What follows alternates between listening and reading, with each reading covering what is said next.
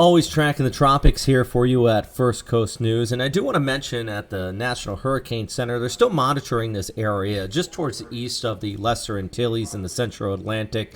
Still for a 10% chance of tropical development. Now, is it something you need to be worried about? No, not really. It's well out over the open ocean, and we got a lot of dry air influencing it. In fact, we take a closer look at satellite imagery here. You got a little bit of that convective activity in the center, but there is just plenty of this Saharan dust, especially towards the north.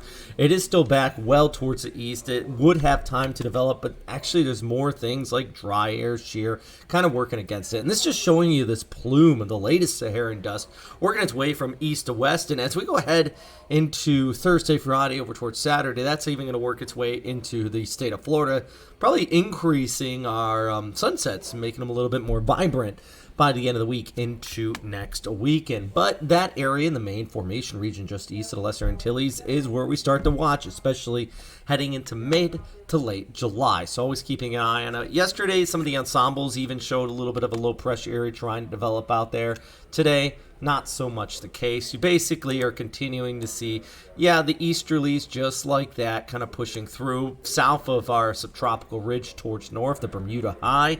But in general, nothing I'd be worried about. Speaking of high pressures, two highs keeping Florida hot and dry over the weekend. But watch this, Tuesday and the Wednesday. Now I'm putting this in the tropical update because it's tropical-ish.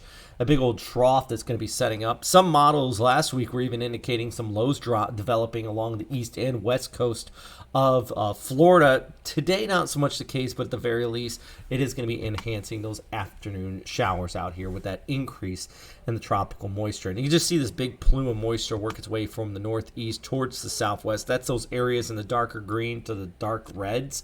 That is just an abundance of moisture, instability, and thus for sure going to be increasing those showers across the First Coast and really most of Florida by mid to late week. And even here at First Coast News, you got that weather impact alert in place due to that increased chance of that rainfall.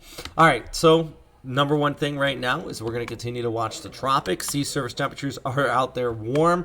We're going to be looking at moisture increasing off of the east coast of Florida. So even though the NHC isn't even monitoring an area there, I would still say keep a very close eye on it. I'm meteorologist Robert Spett. If you want more information, check out firstcoastnews.com/Hurricane Central.